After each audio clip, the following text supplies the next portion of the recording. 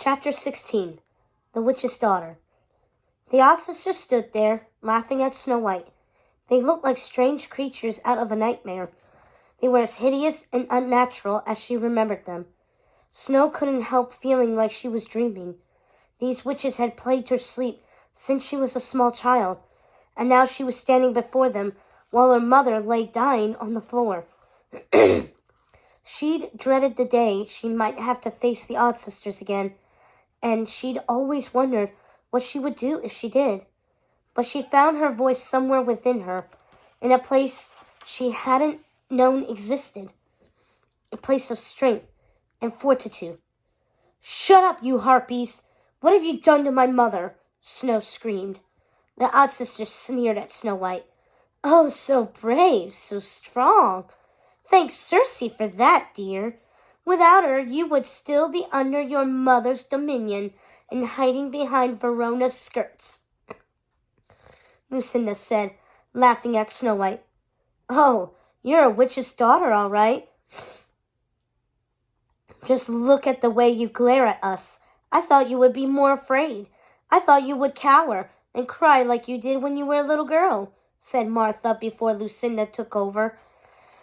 "Are you sure you want us to save your mother, dear?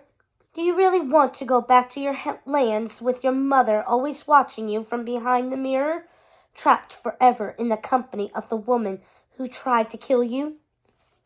You made her do it. I read the book of fairy tales. I read your journals. I know the truth." Lucinda inched her way closer, her eyes locked on Snow. "So brave. You surprise me," said Lucinda. Then looking down at Grimhilda's bloody and broken body, she cackled. "Can you hear me, Grimhilda? Can you feel how frightened your daughter is? You wouldn't know it by the look on her face. You should be proud. She has found her hate at last." "When was the last time you saw your own reflection in the mirror and not your mother, Snow? She doesn't want you to know how beautiful you are. She never has. She's the same spiteful, hurtful witch she always was.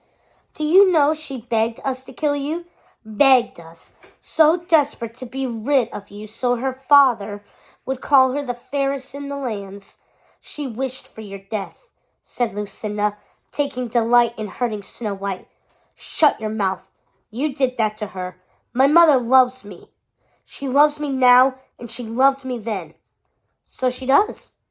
Loves you so much she trapped Maleficent's bird Opal, using the poor creature against her will, so we could lure Maleficent from beyond the veil. And then your mother marveled in awe as she watched us use debased and black magic to bring Maleficent's dragon form back to life. Loves you so much she helped Florence aid us in our escape from the land of dreams so we could raise Maleficent from the dead. All in exchange for you. She's been plotting and scheming with us without a care about who lives or dies in the process. So don't you see, my dear, your mother is, and has always been, a witch. She is just like us. Lies. Your mother came to us in the dreamscape. She begged us to help her. She agreed to do whatever it took as long as she had you back at home with her again. So who is lying, Snow White? I think it may be you who are lying to yourself."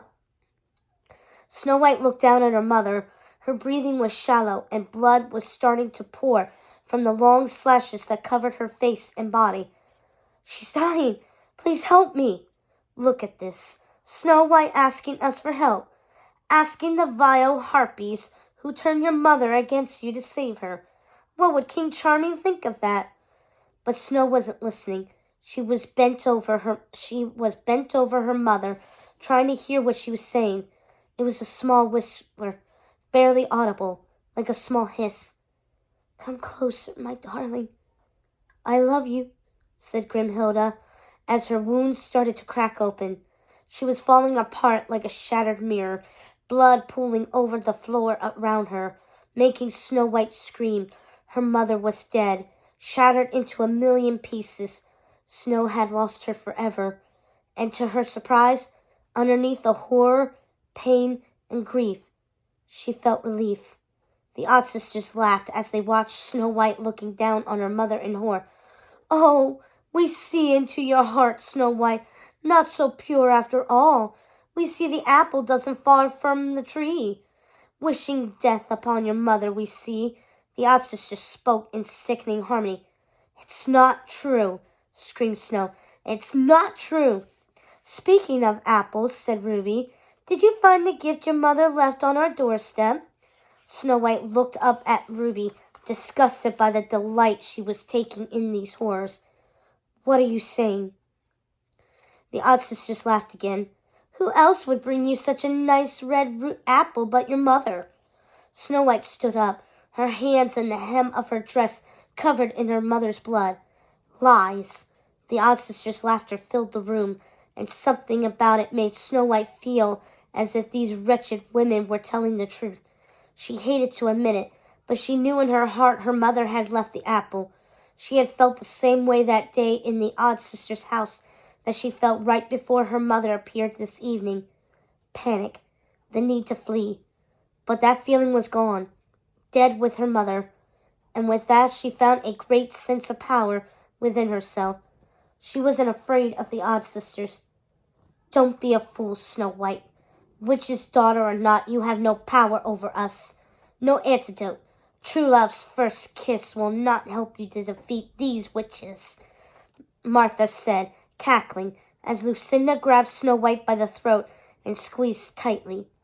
Circe finally managed to burst through the door, her face contorted in horror as she saw what her mothers were doing to Snow. Hazel and Primrose followed, readying themselves for battle. "Snow, the locket! Drink it!" screamed Circe.